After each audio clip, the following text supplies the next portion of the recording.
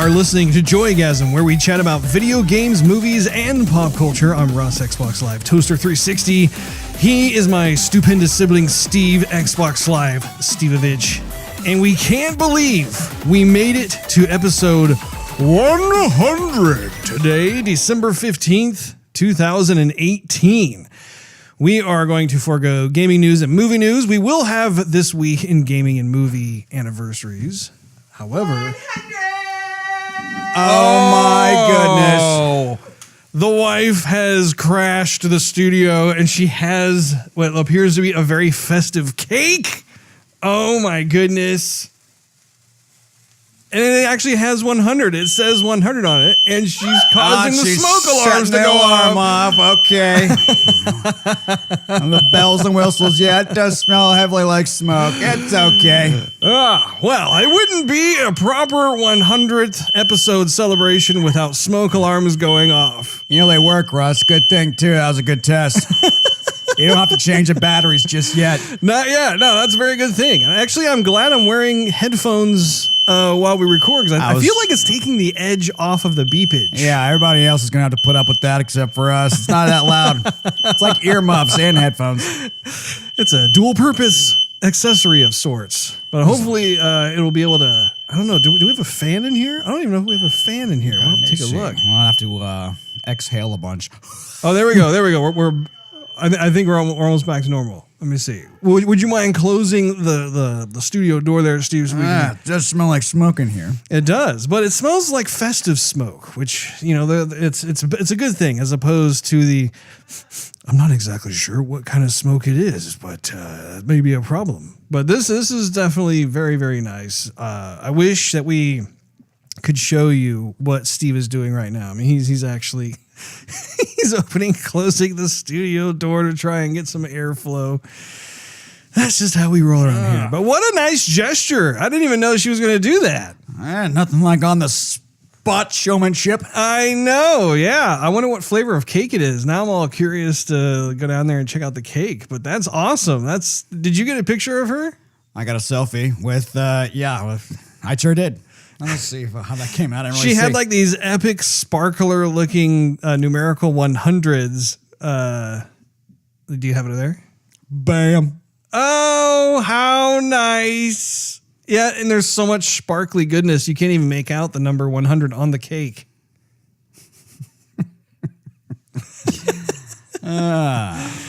Oh, well, that's pretty awesome. It's pretty awesome. Love you. Love you. If you can hear me. Anyway. Yeah, I don't think she can hear you. I don't think she can either.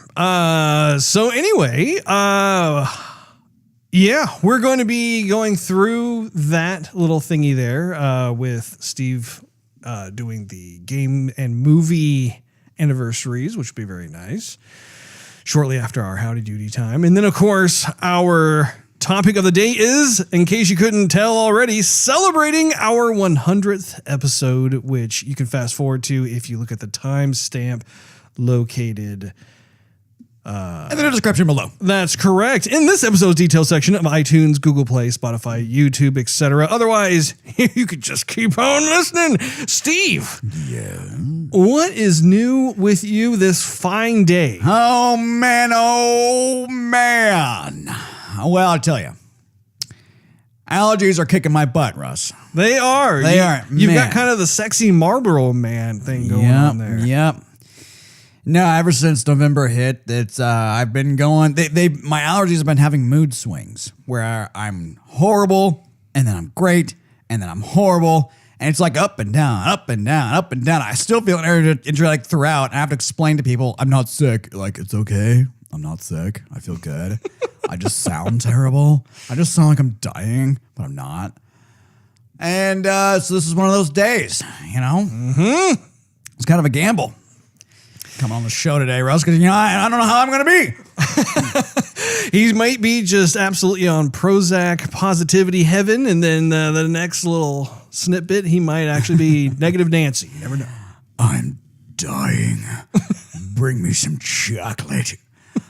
But I remember I told you I rented Dunkirk You rented Dunkirk. Yes, I from remember you Netflix. saying that. And watched it with dear old dad. Dear old dad. And I enjoyed it immensely more watching it at home than I did in the theater. I'm telling you, Russ. Wait, we watched that in IMAX. We did watch it in IMAX. And you're telling me that you had a better experience Yes. watching it at home. Yes, I did. I watched it on Blu-ray, and the sound was better, the picture's better. We need to get you 4K because you have a 4K TV. You need to get yourself a 4K player there. I know. Well, Netflix doesn't even like rent 4K yet, so it's kind of a waste. I know I've asked this multiple times. I'm going to ask you again, Steve. What? Do you have the ability to use Netflix on Xbox Live? Yes. So you can like stream stuff. Yes. I have heard that they're beginning to roll out the 4K version of stuff. They might be. I think you might have to pay extra for that when you stream, if I'm not mistaken. Maybe I'm wrong. I'm not sure. But the Netflix that I've seen streaming, it's like high def, but I mean, it doesn't look extraordinary. Extraordinary. But I really did enjoy that movie a lot more the second time I watched it than the first time. The sound, of course, is a lot cleaner. The picture is clearer. I have more of an appreciation for the cinematography. I don't know. I really enjoyed watching it too. I really did. Plus, dear old dad had not seen it yet. He had not seen it yet, but he was getting peer reviews for people saying that it was not so good. So he watched it. He's like, "Yeah, that was great, Steve.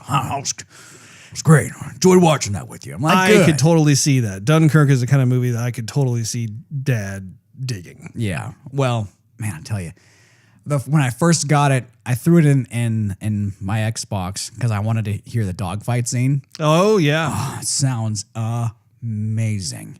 and you got some new speakers to break in there. And that was right when they were going to bed and they're out visiting, of course, and they were going to bed. I'm like, I have to hear this. I have to hear it. It was about 10 o'clock at night. Turn it way up. It was amazing. So awesome. Was it now? But let's see. Other than that, of course, after watching the Game Awards, I had to play me some God of War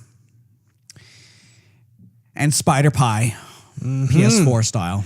Enjoying that new PS4 of yours. Yeah. So Spider-Man, very fun. Very fun. I love swinging through the city. I don't care how long it takes me to get from I told point you A that. to point B. Well, you had had a taste, a little tasty taste. Had a morsel. Yes, a little hors d'oeuvre of that early on. So you were already familiar with that. I do enjoy the relationship between Dr. Octavius and Peter Parker. Very, very much so. It's interesting because some of the characters don't look very detailed, but their expressions and their faces look detailed in a way. Like Peter Parker looks amazing, but some of the other characters, they only look so-so, and then they start using these facial expressions. I'm like, oh, well, that looks pretty good. I think it depends on who it is. There are certain characters that definitely get more screen time, so to speak, than some of the other characters.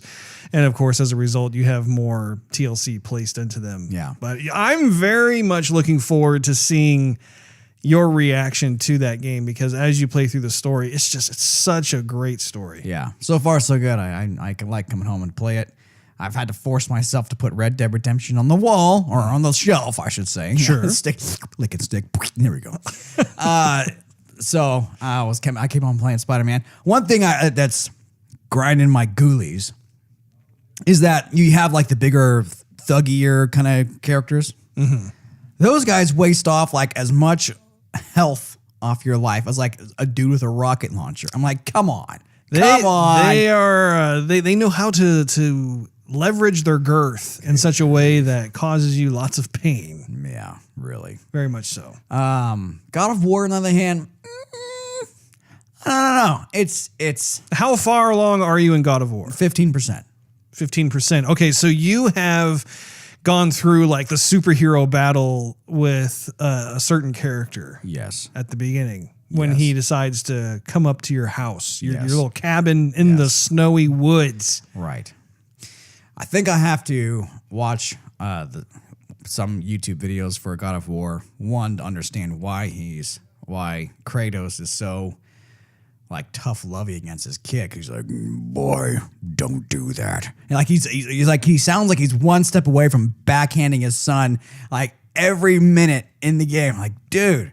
And you see him like wanting to put his hand on him, like, you know, when they're watching looking out towards the forest and they're hunting and whatever. Sure. So I'm like, okay, you know, I get it. You know, he cares for his kid, but like, what brought him to point A to point B of having the like literally. I gotta say that with your voice being all raspy the way it is, you were a pretty decent sounding Kratos just now. Thank you very much. But you gotta remember too, he is the God of War. And the whole idea behind the God of War series is that he, I believe, is a Greek god. Probably. He's kind of comes from that Spartan world of sorts. And I have not played any of the previous God of War titles. This was the first God of War title I played. I've always wanted to play them just because watching friends play at their houses, I was very much impressed with the cinematic approach to things.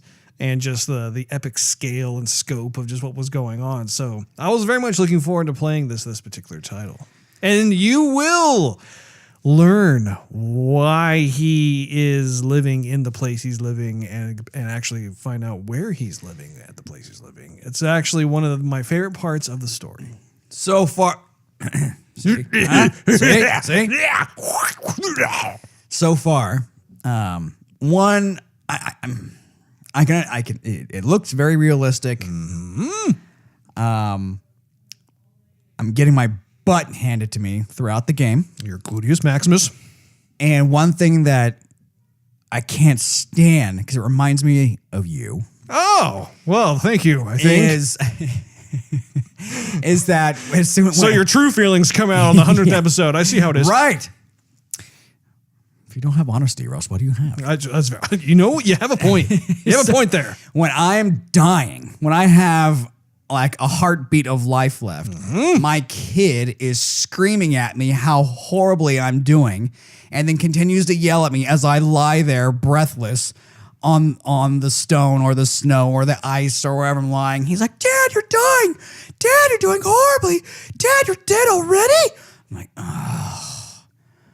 Welcome to the world of being a parent, Steve.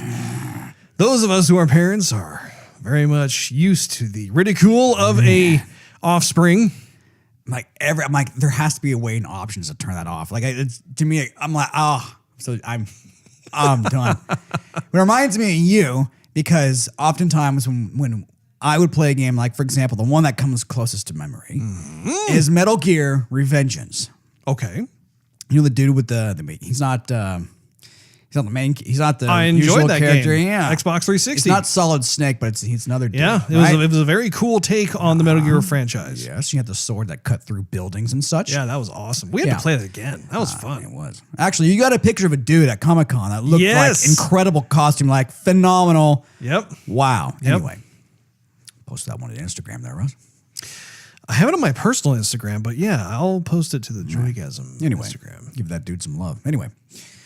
So I remember battling the bosses, and then not just this game, but it's other games too. Sure. And I'm getting my glutes reshaped, and I'm getting heated because this is about tiny. This is about the 23rd time that I've died in a row, and lots of perishing. You'll be next to me on the couch, and you'll go, "Oh, Steve, you know what you should do?" And I'm heavily focused. I'm like, "What, Russ?" You're like, "Oh, you should." And then you look at the screen. You're like, "Oh, you died already?" I'm like, oh, "Yes, Russ." So you're comparing me to Atreus in this game. Yes, I am. That's a bit of a stretch there, Steve. It's a bit of a stretch. Not from my eyes. I mean, I suppose I could kind of make it work in the sense that Kratos is bald, you're bald. Kratos has an awesome beard, you have a not so awesome beard, and I'm kind of a strawberry blonde, and Atreus is a strawberry blonde. I like bow and arrow games. There you go. If I really do a stretch, I could get there. I could kind of sort of get there of sorts. I want to give you a tip. Speaking of tips, Steve, it is absolutely important that you make sure you cherish and nourish that little relationship of Atreus, because Atreus will help you out considerably in future battles in that game. So don't skimp on upgrading and leveling up. Well, Lovely little Atreus. he was my first upgrade. I'm proud of you. Proud of you, Steve. Yeah. Although the sound that they use for the axe when you're switching it from hand to hand, It's very satisfying, isn't it? satisfying, very accurate, very woody, very mahogany. Very mahogany. If it definitely has the sound of like some sort of huge manly man muscle hand grabbing the axe. But when you meet that first dude and he's like, "Oh hey," this is like in the beginning of the game when you first start your journey. He's like, "Oh, I can upgrade that axe for you." I'm like, "Cool," and then Kratos is like, "Whatever." Give me my axe. And then I'm like, dude, you just like totally upgraded your weapon for no cost. See, Can't you be a little bit more thankful? You have to get into the mind of Kratos. But I do think that you're right. I do think that it would probably do you a world of good to just, if for nothing else, look online at what the story has been for the last several titles. And that will probably help give you an idea. I mean, just off the cuff of what we've been talking about right now, if you were to look at the movie 300 and the main king of the Spartans, what was his name? Like Leonidas. Leonidas. I was going to say Lioness. Lino from Thundercats.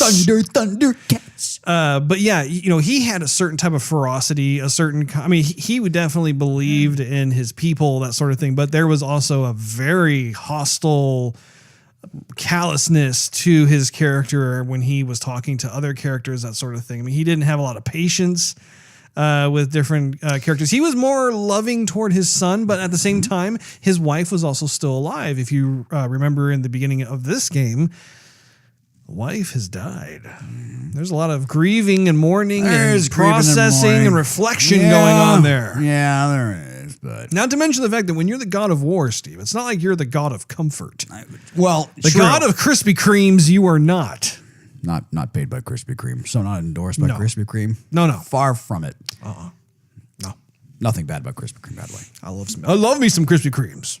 I haven't had Krispy Kreme in a long time. Long time. I think we should make a trip to Krispy Kreme after this day. Your metabolism has slowed down a bit, Russ. So that's my It has. So. It has indeed. Indeed. So enough about me.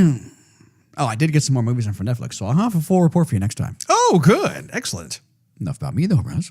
What about you?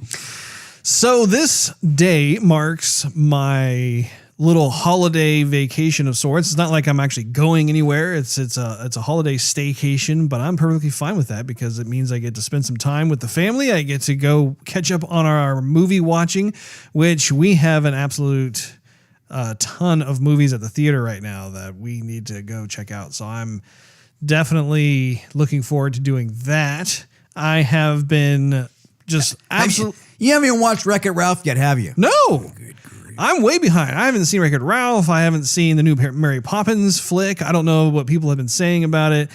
Bohemian Rhapsody is another one we haven't seen yet. What else? Oh, the new Spider-Man movie that just came out. Spider-Man Into the Spider-Verse. Definitely need to check that out. We'll probably do some sort of review on Joygasm on that particular film. For one, I don't know if you've seen many trailers for that, but I am pumped to see that. By the way, in the Spider-Man game, towards the beginning, when you see Stan Lee, and his voice, kind of got to me a little bit. Yeah, I got a little choked up, a little misty-eyed. A little bit. Stan the man. Love Continue. you, Stan. There you go. Yeah.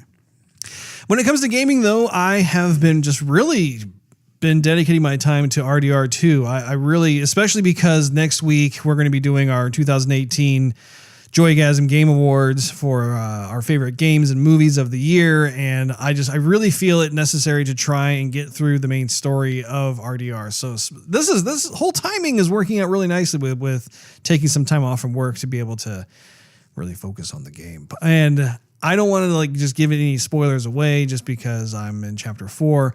I made it to chapter 5, and there are certain events that have transpired at the end of chapter 4 that caused me to be very grateful that I did in fact turn my autosave feature off. because I have decided to place that particular save on the shelf, so to speak, and go back to my previous save of Chapter 4 before I decided to move forward with the main story and finish up some of the things I wanted to do, not to mention the fact that there are certain major events that transpire that I could not see happening at all, and all of a sudden I find myself in said situation, and so I'm like, you know what? There's some things I need to take care of before I decide to embark on this next chapter. And so I'm doing that, and then I'm going to be blissfully moving forward with it in order to finish it. But that's pretty much what I've been playing. I really haven't been playing a whole lot else. I mean, I've really been focusing mostly on RDR2, as well as just trying to get kind of a game plan of sorts to be able to really have fun with watching a bunch of movies and playing some other games over the next 2 weeks. That's about all it's do with me, Steve. It's a lot shorter than normal, but hey, you know, it's good to have a little bit of a variety of sorts when it comes to that. Normally, I have kind of a laundry list, don't I? A little bit. Yeah. Tend to kind of rant on for a while. Well, let's segue into this week in gaming and movie anniversaries. Go ahead, Steve. Well, this is going to be a bit shorter than usual. Well, that's okay. Starting off with the movies, turning 20 as of December 11th, but back in 1998, Shakespeare in Love. Oh man, that was a big one back in the day. Especially all the ladies out there. Yeah, I remember I went on a date to see that one and kind of forgot who that was. Not important though. I gotta say, before you move forward on that, I actually didn't think it was that cool at the time, and then I watched it again later on, a couple of years later, and was really taken with the art direction. I thought the art direction of the film was actually pretty novel. Continue. Thank you for that, Russ. Turning 25 as of December 10th, back in 1993, Wayne's World! Wayne's World! Party time! But number two. That's the one, I think we saw that in the theater, actually. That was the one where the record producer's trying to take Wayne's girlfriend away. Yeah. Tia Carrere. And then she was in True Lies, wasn't she? Yeah, Tia Carrere, yeah. Yeah. And they're trying to set up that rock concert.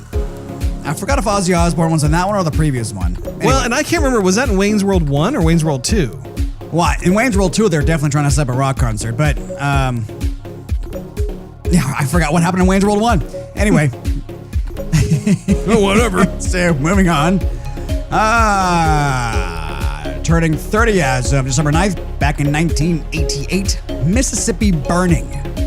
Never saw it. Neither did I. Gene Hackman's in it, though. And William Dafoe. Ah. You might like that one. I haven't seen Gene Hackman very often anymore. I think he's getting up there in age. Anyway, not only that, but Twins. Twins with Arnold Schwarzenegger and Danny DeVito? Danny DeVito. That was a fun film. Turning 35 as of December 9th, back in 1983. Perfect time for Christmas. Christine, which is the movie, it was based on a Stephen King novel. Great Christmas movie. Oh. I don't know about that. Anyway. Scarface. Can't forget about Scarface. That's one of the all-time best right there. It's a good movie. That's out on Blu-ray, by the way. Anyway. You keep talking about Blu-ray. I think it's time you go to 4K. I don't think it's available on 4K, but a movie like that, not really, worth getting on 4K because the footage is so bad. But anyway. And then lastly, Silkwood. I never saw that one. Silkwood? Yes. Okay. Anyhow, now I have something to say about the game portion. Oh. So where I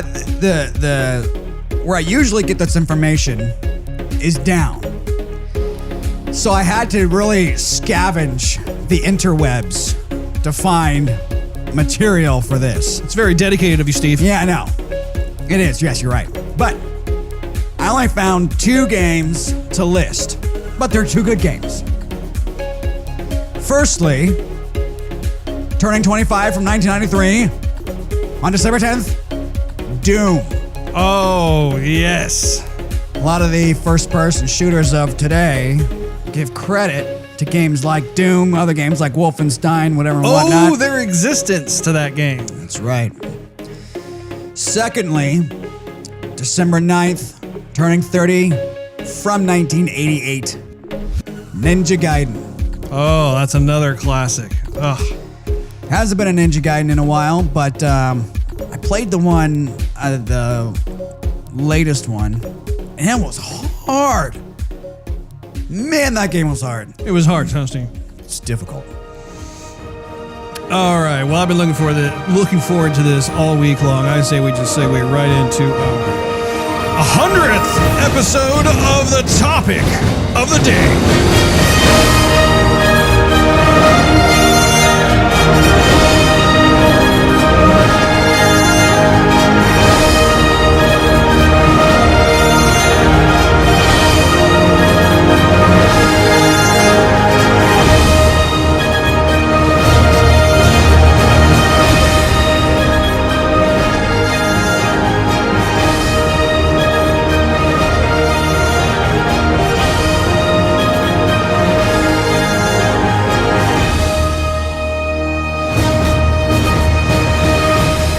Now, if your wifey brought the cake in right then and there, that'd be epic.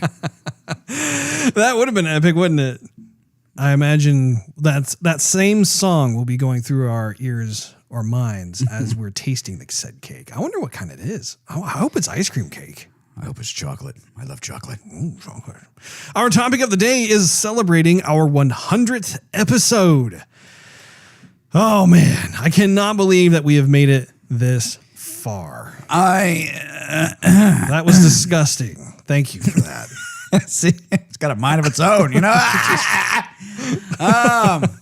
You see, Russ, you can't believe it. I can. I have faith. You have faith. I like the way you think. Did you like the way I gurgle too? No. I never imagined that our passion project would come this far, honestly. I mean, when you think back as to how many episodes that is, we had originally started doing 2 episodes per week, and then we pulled it back to just 1 episode per week. I thought we had 3. No, I thought we had 3, like it was every other day. No, we had twice. We did it twice a week because there was quite a bit of news that was coming through, and then also we had a lot of stories we wanted to tell. But then we realized, man, that is a whole lot of work that we've got to do. And quite frankly, folks who are into listening to podcasts, I mean, we're not the only podcast that they listen to, although hopefully we are their favorite. But looking at that, it was a wise decision to scale it back to just once a week.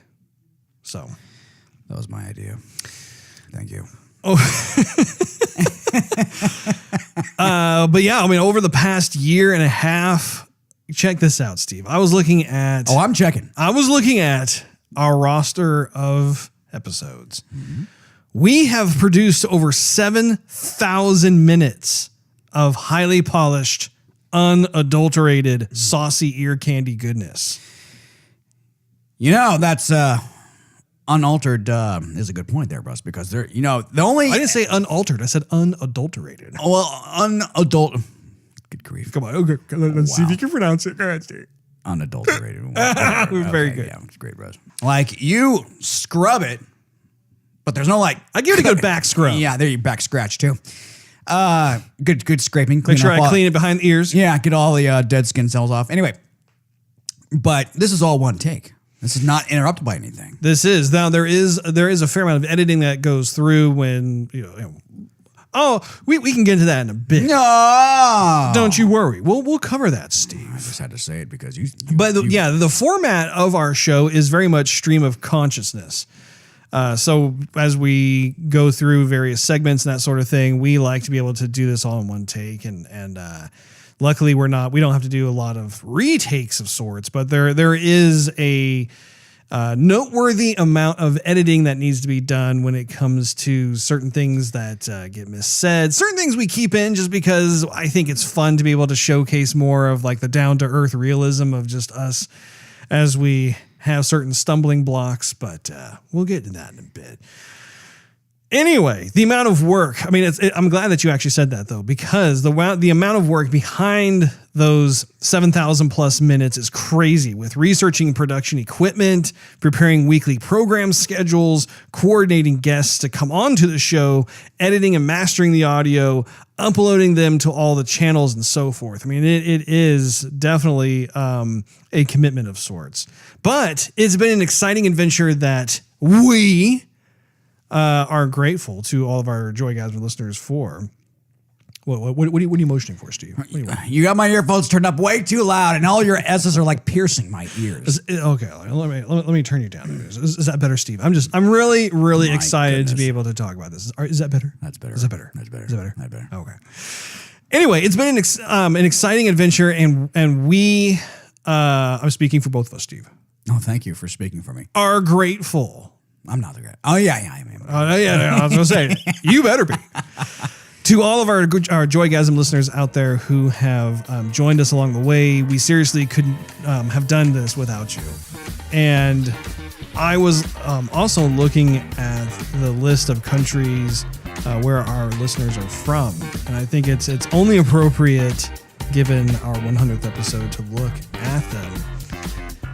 I'm just going to go down the list here. Of course, it's no brainer. We have the United States, but we also have Japan, Germany, Canada, United Kingdom, Sweden, Australia, Brazil, France, Spain, Singapore, Israel, Lebanon, Russian Federation, Colombia, Austria, Ukraine, India, Ireland, Venezuela, Europe, Chile, Poland, Liberia, Paraguay, El Salvador, Netherlands, Belgium, United Arab Emirates, Argentina, Denmark, Georgia, Egypt, and Libya. 34 countries total have decided to listen to us and become part of the Joygasm family of listeners. I mean, that to me, that's what I mean by I seriously didn't think that we would be able to get this far as we have. And I think it's both a humbling thing, and I know we've talked about this in the past, where it's a very humbling notion and a flattering notion to have so many different people from so many different places in this world of ours join us and listen to us on a weekly basis. What does that mean to you? It means we got to start buying some plane tickets. Absolutely. I like the way you think. Look at this guy over here. Yeah. I want FaceTime. You see, Russ? I'm all about it. The S's got to you, Steve. The R that you just did with my name. I think it kind of ping-ponged the echo back and forth between my cranium. Continue.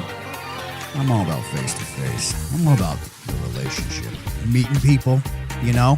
It's one thing for them to hear us, but I want to hear from them too.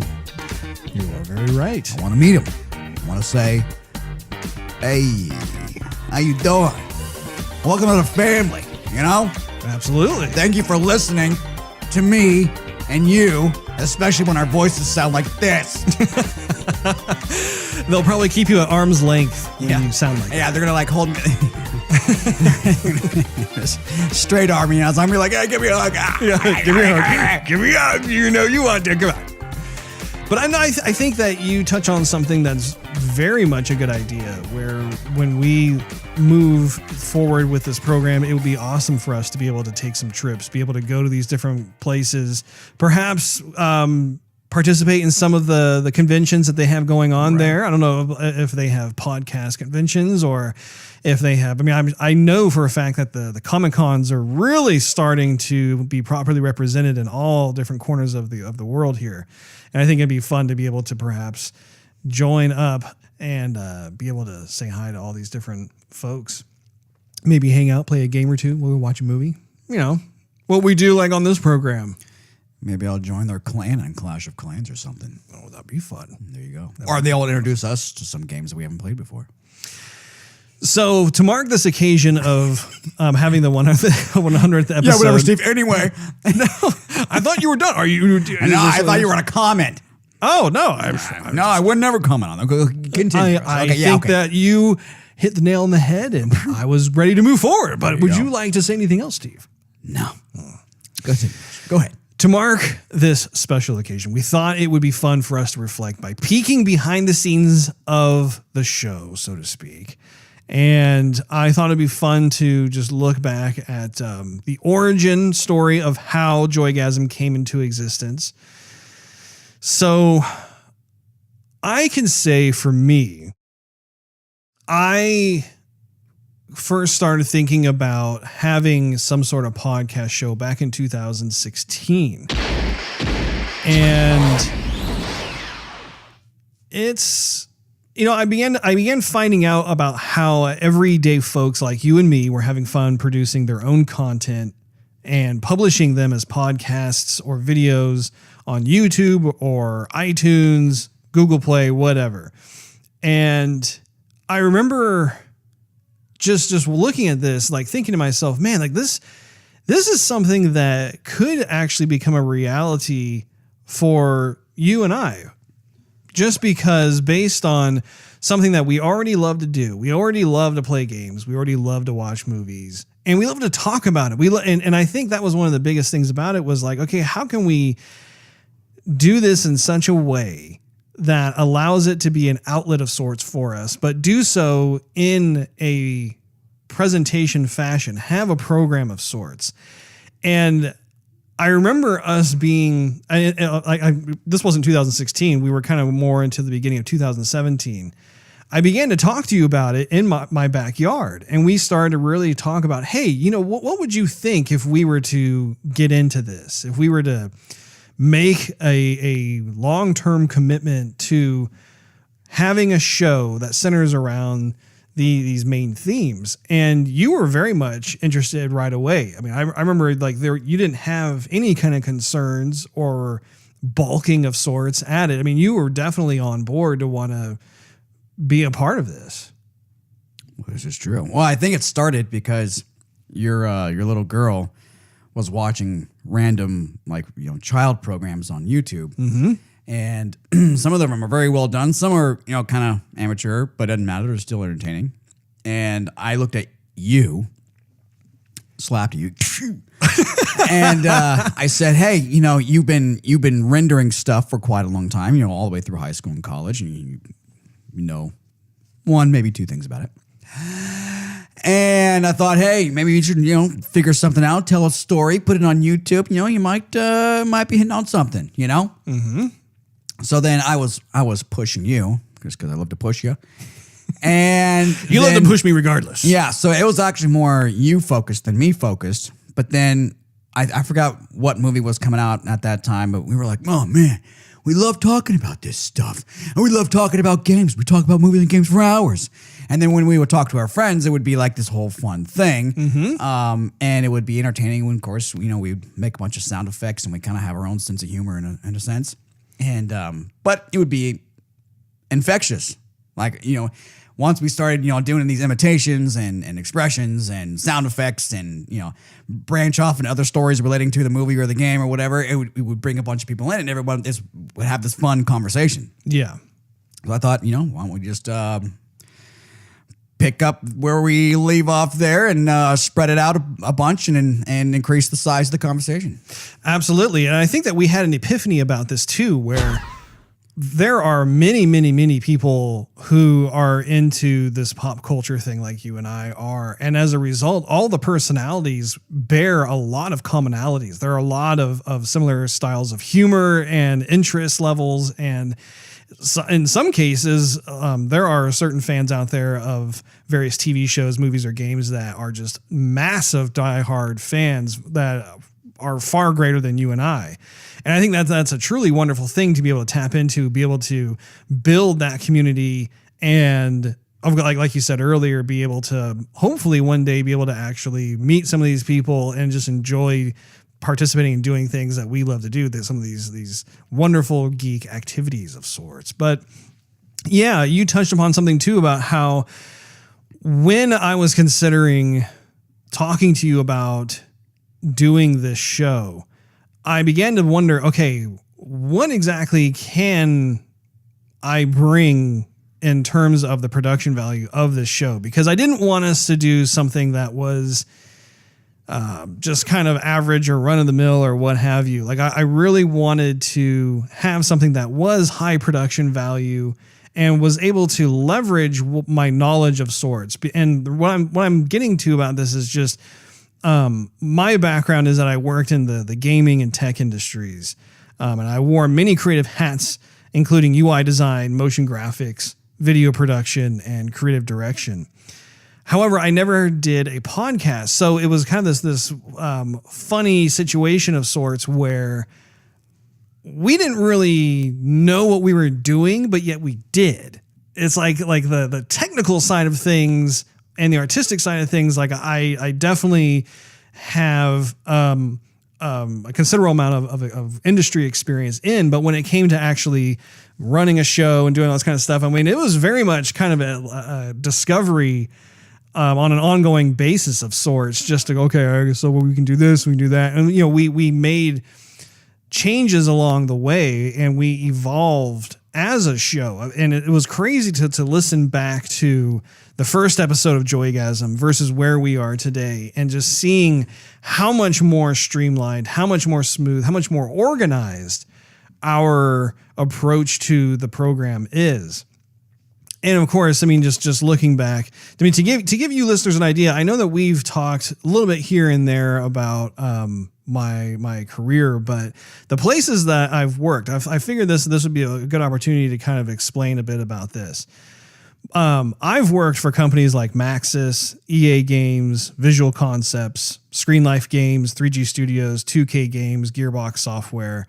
And the games I've worked on are The Sims 2, The Sims Bustin' Out, The Herb, Sims in the City, Battlefield 1942, Tiger Woods Golf, Spider-Man DVD Blast, Survivor DVD Blast, American Idol CNET DVD, Austin Powers DVD Blast, and Borderlands 2.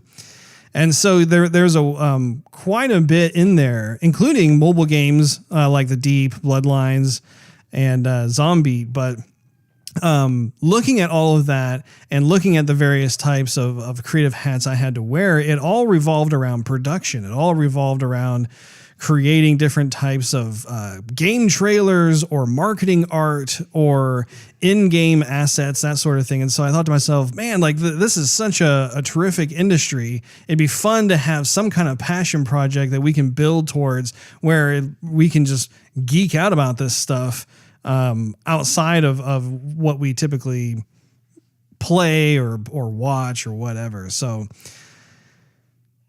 that combined, of course, with you and I, Steve, I think it's also nice to talk about our history of playing games and watching movies together, which we've done on several episodes throughout this past year and a half. And I think that kind of combination of sorts made it as an opportunity for us to be able to kind of throw ourselves into it and to see, okay, let's see what we come up with. Let's see how this goes. Well, part two of the Flemage. Dying. I think it's also important to mention that you and I both have different perspectives on stuff too. Absolutely. Where you're more... I'm going to spit on you. You're more of like the cheerleader geek guy. And I'm more of the... Are you saying I have nice legs, Steve? With a bit of hair on them. Yeah, they're not bad, Russ, actually. To be honest with you, not bad. Why, thank you. I'm more of the down-to-earth, don't know much about the nitty-gritty production style. All I'm looking at is what I like.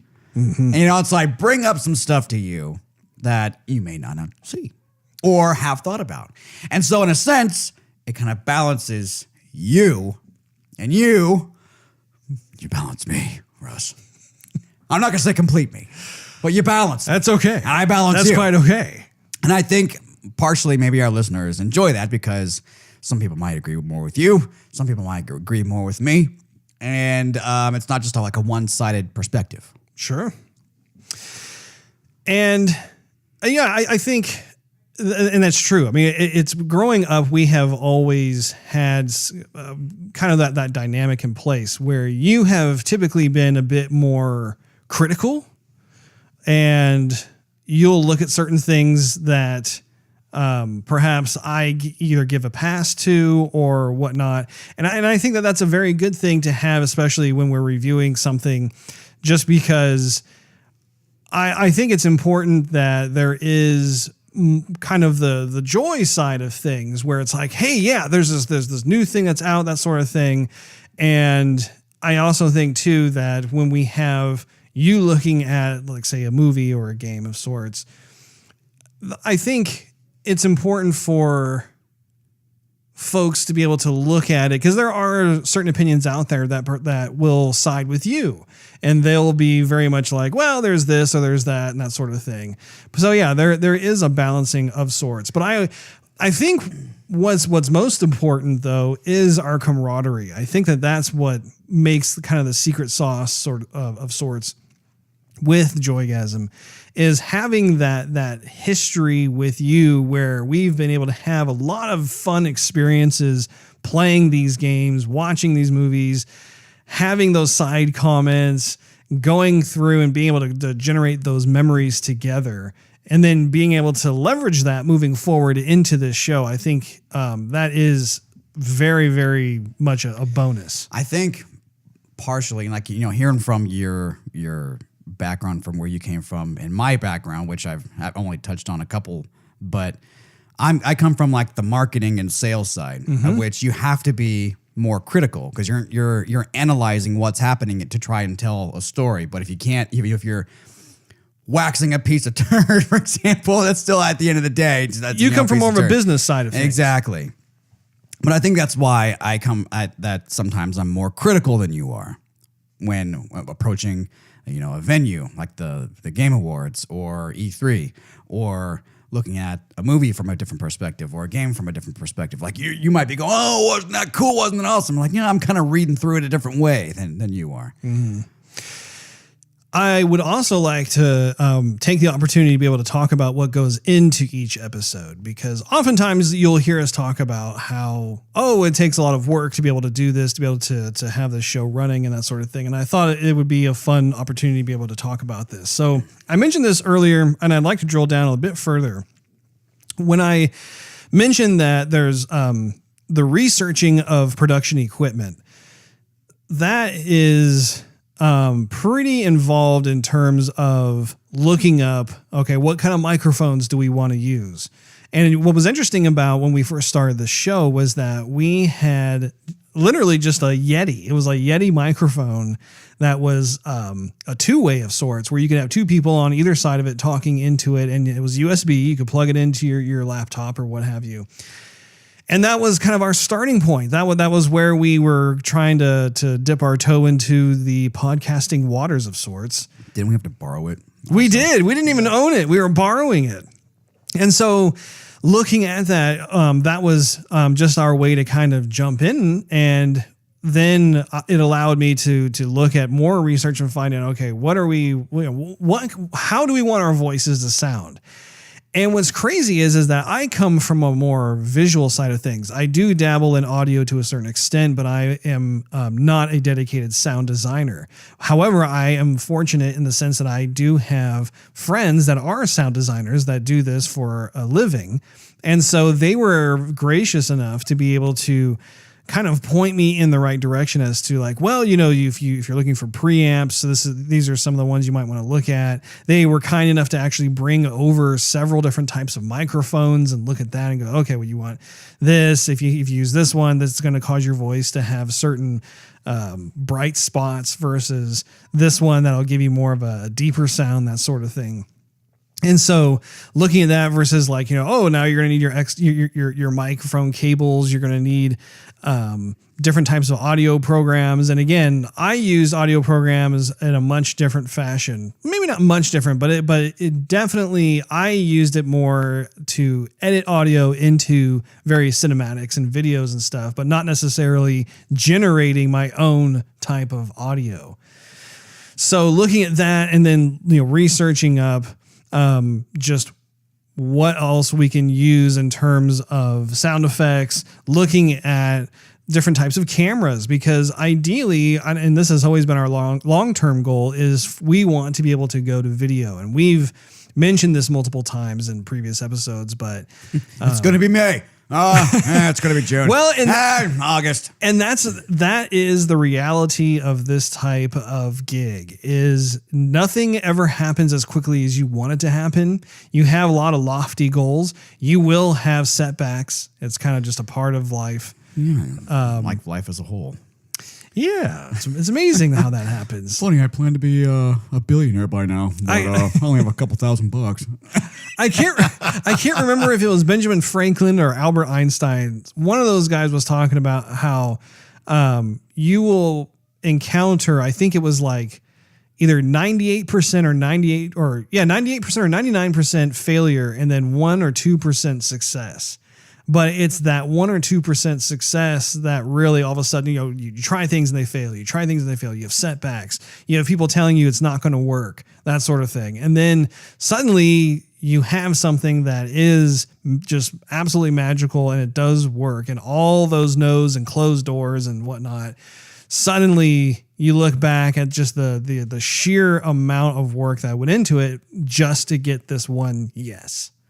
And I think that's a truly special thing. And you see that. You see lots of stories about this all the time.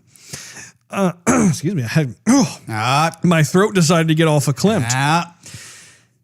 Now, in addition to researching production equipment, and again, this was not like a one-time thing where, okay, we have our stuff and now we're done. I mean, this is a weekly reoccurrence of sorts where I have to go through and do this. In addition to that, preparing weekly program schedules. I'm on the horn with Steve, having to talk about what it is that we're going to be talking about, what our topic of the day is going to be for each given week, and scouring the net to see just what kind of the latest developments are, and put that into a somewhat cohesive and cognitive manner. And of course, coordinating guests to come onto the show. That's another big thing too. Moving forward, we definitely would like to have more guests come on the show from the gaming industry, as well as possibly getting folks from the movie industry coming in and being able to talk about their craft and talk about their industry experience on various movies and that sort of thing. But you have to really put yourself out there. You have to be able to introduce yourself to these people, network out. You have to deal with their schedules because they are very busy people. You have to put in the tenacity of sorts and have that gumption to be able to corral them onto the show. And again, when you don't have a team of people who can do this stuff for you, that can be a pretty involved process. Now, of course, editing and mastering the audio, that's another big thing where we take the raw footage and we want to make ourselves sound as awesome as possible. And of course that, involves being able to go into programs such as Adobe Audition or Pro Tools. I know there are a lot of Pro Tool fans out there, but being able to have presence with your voice as opposed to having no presence whatsoever, there is a distinct difference when you put the time into making sure that you have a show that does just put that velvety goodness around everyone's ears. It's very important indeed. Would you agree, Steve? I would agree, especially when I have allergies. Now, when everything is done and being edited and mastered, it's also not considered done. Then comes the time-consuming portion of publishing each episode online, and you have to go through the different channels, whether it's on iTunes or Google Play, or it's on YouTube, or if you're using Spotify or Twitch, you have to write up all that stuff. I mean, it's a very involved process, but I think at the end of the day, that's why we call this a passion project. And it's where we love doing what we are doing. We're very excited to see what the next year brings.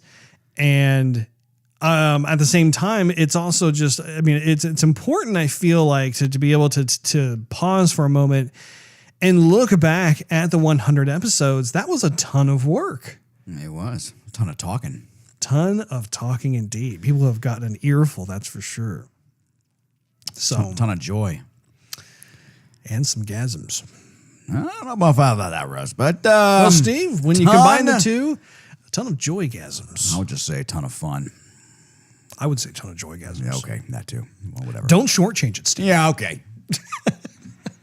You bring up another point, Russ, because we had tossed around the idea. Is it a sharp point? Dull. But we were tossing around the idea of, okay, we can just do the cheapo style. We can grab our cell phones and just do self video and place our phones up there and see how good it is. But we held off. We did. We did hold off because we want to bring you quality. We don't just want to like throw something out there and be like, here's your video. We want to give you something that you look forward to seeing. And something that, that's going to take a little bit of time. It is going to take a little bit of time. But I also think, too, like this is having it be delayed is really not a bad thing. Just because when I look at how we weren't sure how we were going to do this when we first started, I think that this was a terrific opportunity for us to be able to get experience under our belt when it comes to doing these types of shows. And I think it would have been honestly overwhelming if we had done both at the same time. And so I think I'm actually thankful that we were able to start out in the podcast world first, where it's just audio based, and then be able to move forward, gain that necessary experience. So by the time we go to video, the structure, the flow of how we do this is much more polished. Now we are going to be having format updates to the podcast itself. And that is going to be hopefully done in a way that helps folks who are listening to be able to, like if they're looking to fast forward to a different segment or whatnot, this will help to break up some of the streaming consciousness. Because I know that we have a lot to say at times. But also too, I think that it's moving forward into the future. I for one cannot wait. I really do look forward to having folks be able to actually see us do this, because there's a whole lot you lovely listeners out there just are not seeing in terms of our expressions and us acting like goofs. This is true. So, do you have any concluding thoughts, Steve, about our 100th episode, where we started versus where we are today? Yeah, I'm glad to be out of the closet. Within our first year, Russ, we were in the closet. We graduated to the folding table and folding chairs outside the closet. So Absolutely. baby steps. We got a little bit better microphones, sound stuff. So, I mean, the first year was productive. First year, we did graduate a little bit here, Russ. Not to mention the technology that's coming out with the streaming, whatever. So we went from no streaming to streaming. We went from in the closet to in the room. We went from sharing one microphone to actually having two decent microphones. So, the next year that's coming up is bright. It is. Indeed. I'm curious to see where we're going to be this time next year. And hopefully it'll be on a camera. Yeah. We'll see how it goes. That wraps up this episode of Joygasm. Make sure you tune in next week for the 2018 Joygasm Gaming and Movie Awards. Thanks for hanging out with us. If you enjoyed this episode, we invite you to check out patreon.com/Joygasm and consider becoming a monthly contributor. You'll get exclusive perks and early access to the show. Not to mention, it really helps us continue doing what we love to do. Also, you can follow us on social media and YouTube. Just do a search for Joygasm TV. In addition to iTunes and Android, you can listen to our podcast on TuneIn Radio, Stitcher, Spotify, and SoundCloud.com/JoygasmTV. Last but not least, search Joygasm TV on Twitch to see us stream our gaming adventures live every Wednesday night at 9:30 p.m. Central Time. We will see you next week. Bye-bye.